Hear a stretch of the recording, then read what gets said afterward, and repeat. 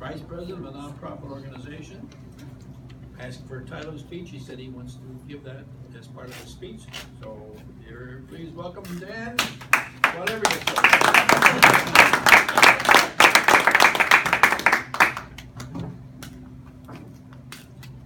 Well, when I saw that the topic was the Olympics, I was excited because I have watched every Olympics since I was 5 years old. I was preparing for the Olympics. I swam every day for hours so that I could become Mark Spitz one day, and now Michael Phelps. But wished I believed in reincarnation, but I don't.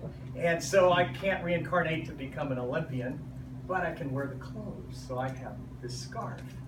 I have this outfit here. I have Olympic shoes. Yeah, see my Olympic shoes? I have Olympic sunglasses as well. See my Olympic sunglasses, my Olympic cases. So I love the Olympics. So as a result, the title of my talk is 3 Simple Principles to Help You Win the Toastmasters Olympics. Oh. When I was 21 years old, I had the opportunity to work with an amazing Olympic speaker. This man gave 27,000 talks to 27 million people, 25 million people in 125 countries. He wrote 147 books. His name is Josh McDowell, and he was an atheist who set out to refute Christianity and became a Christian as a result of his research.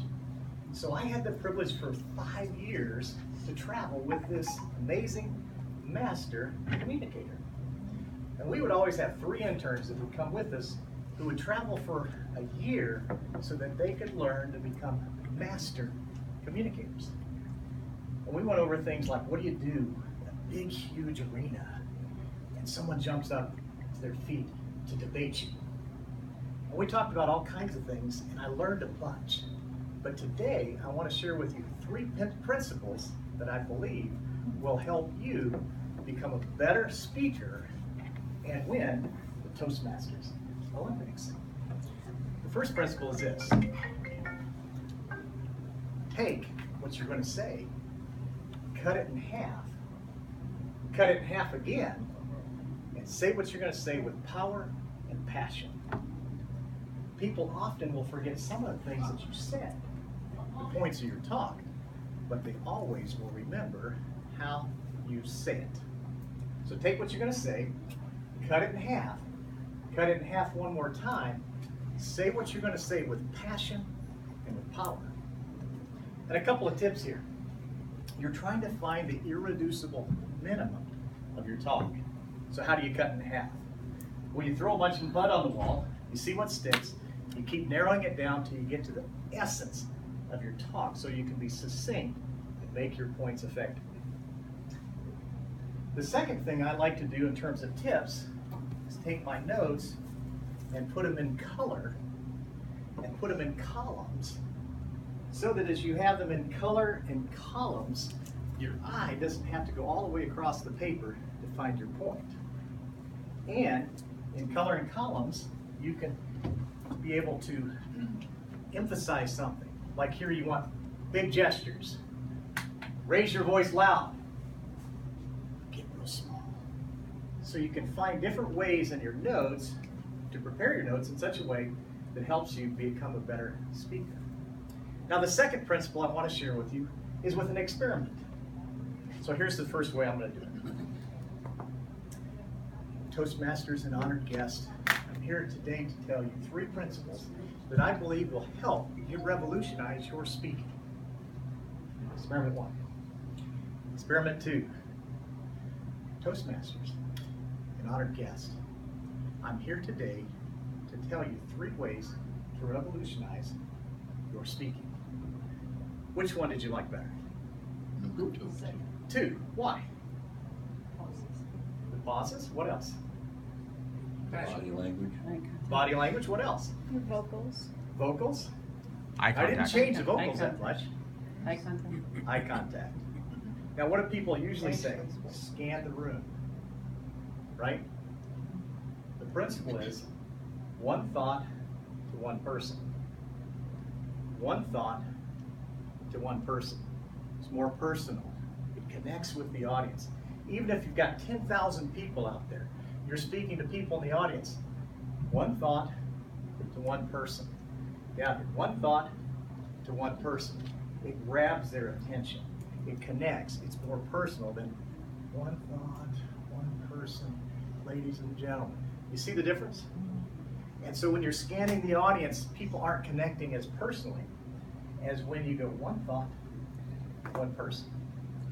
Now, if you're in the Olympics, you have to practice. You have to work hard.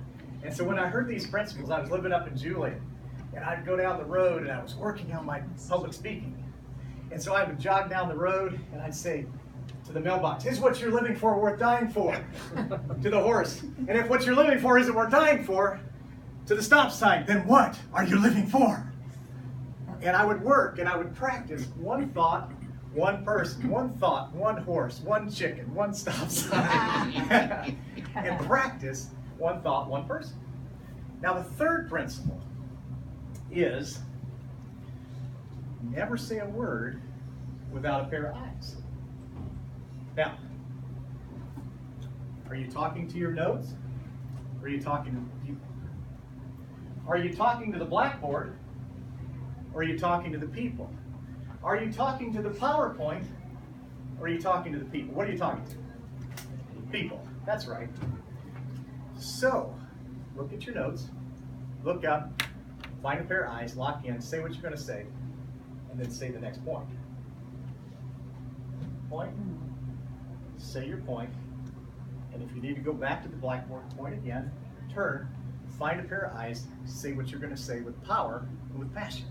If it's a powerful, passionate talk, or if you want to be soft, however you want to do it, but find a pair of eyes to lock into. I have shared with you today 3 principles, 3 simple principles that I think will help you win the Toastmasters Olympics. The first one is, take what you're going to say it with power, cut it in half again, and then say it with power and passion. The second one is, one thought to one person. And the third one is, never say a word without a pair of eyes.